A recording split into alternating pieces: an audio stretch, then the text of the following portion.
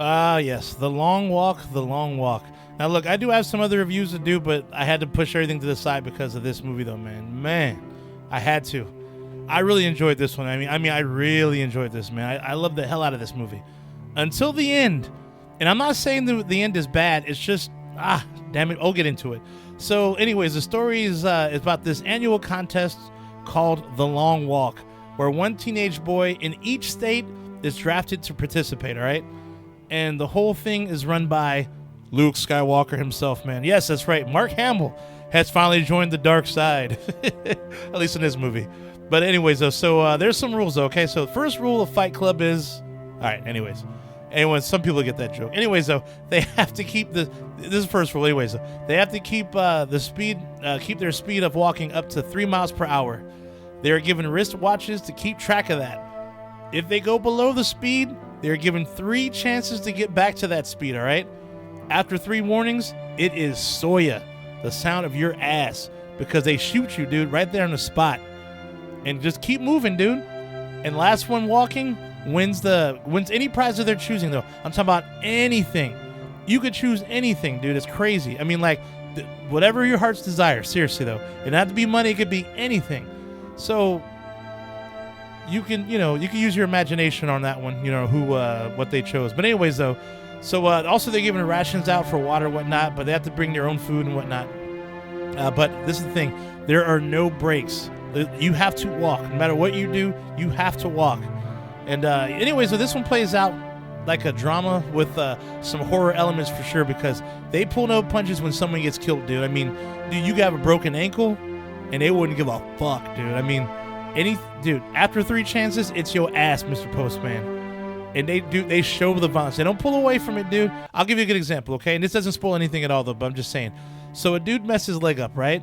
His leg got ran over by one of the vans that was driving by, crushed his legs, okay? And they still kept counting. Even they know he's about to die, dude. They still counted anyways, though, dude. As if this motherfucker, like, was he going to crawl 3 miles per hour, But, dude, they get one first chance, second chance, third chance, bah! I mean, and they showed how he died. It's just nasty, but good stuff, though, yeah. Like I said, no shit's given, dude. No fucks given. No remorse, man. It's cold-blooded shit. Cold-blooded. But yeah, anyhow, the game continues, and I believe the final tally when it comes to walking and the miles they walked was, I think, 300 miles. And I think it was like 3 or 4 days, dude, which is insane. Imagine walking nonstop for that long, dude. I mean, you can only imagine the shit they went through, though, right? I mean, what do you have to do to pee? You gotta walk. You gotta pee and walk. What if you gotta poop, dude? You gotta do number 2. You gotta take a shit. Ever have to shit on the run or shit walking, dude? I mean, talk about like, running, running shits. But anyways, though, I mean, how do you nap, dude? Just so nuts, though. I mean, I guess this is where sleepwalkers have the advantage, right? Now, all this sounds intriguing, but I'm going to tell you the truth, though. The best part of this movie were actually the characters, though, and their performances. I mean, man, if this didn't feel like a fucked up version of Stand By Me or what? I mean, which is actually another story written by Stephen King, so it does make sense. But, yeah, the cast of characters they were so good, so expansive in personalities.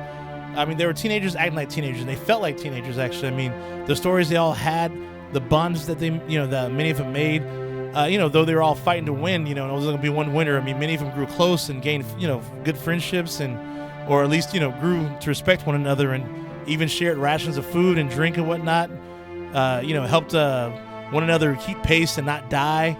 And this is the thing check this out. The thing about this, though, is watching the movie, though, the way it was shot, it felt like you were actually one of the people walking with them, because you're there with them the whole time. And it's really cool, man. You feel like the camera felt like it was another person there experiencing what they're experiencing. So really, really cool, man. And I mean, yeah, so crazy part is it never felt like old when someone would die too. I mean, it felt just as bad as the first person who died, man. I mean, just the way it was presented, man. They did a great job at dramatically setting up those scenes, dude. It was just, oh, man, those parts were just, damn. You're just like, every time, you're just like, God, dude, here it goes. You kind of cringe. You're like, fuck, here it goes. Bah. You're like, shit. And it sucked because you knew only one person was going to make it. And honestly, if you kind of knew, it was between two main characters, or the 2 main characters, but you just didn't know which one. And, you didn't know what their choice would, or whoever won, you didn't know what their choice was going to be for their prize at the end. And that's where I have a bit of a problem. I mean, I think most people wouldn't trip off the prize that the person chose. And honestly, I'll say this, it wasn't a bad one, but in my opinion, I'm just like, dude, you have the world by the balls, and this is what you chose. But overall, still a fantastic movie, though. I mean, I loved it, dude. This movie is Chez Nasty approved for sure. I finally have another movie to add to my top 10, dude. Thank God. Thank you, finally. Jeez. But yeah, go see this one as soon as possible, though. I mean, also, might I mention, this was an old story, written by Stephen King, like I said before. Actually, this was he actually wrote this story back in Vietnam, so it kind of has that look and feel for that time. And what's kind of scary is things don't feel too different than they are now. You know what they say, the more things change, the more they stay the same. So yeah, very relevant shit to this day in many ways. And since we're on the Stephen King thing, I got a movie that works for diehard horror fans as well as casuals. This kind of like the in-betweener type thing, and it's an anthology called Cat's Eye. It's about a stray cat guides us through each tale in this Stephen King-based anthology horror film, dude. And I could be biased about this because I'm a diehard cat lover, and it was cute. It was cute as hell to see a little boo just do their thing and just travel all over the place, dude, and be a hero.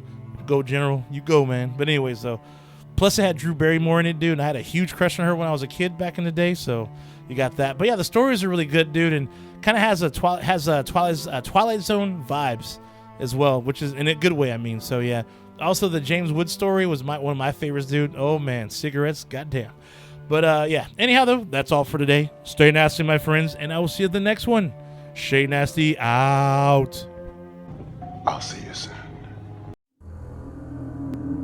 Like and subscribe.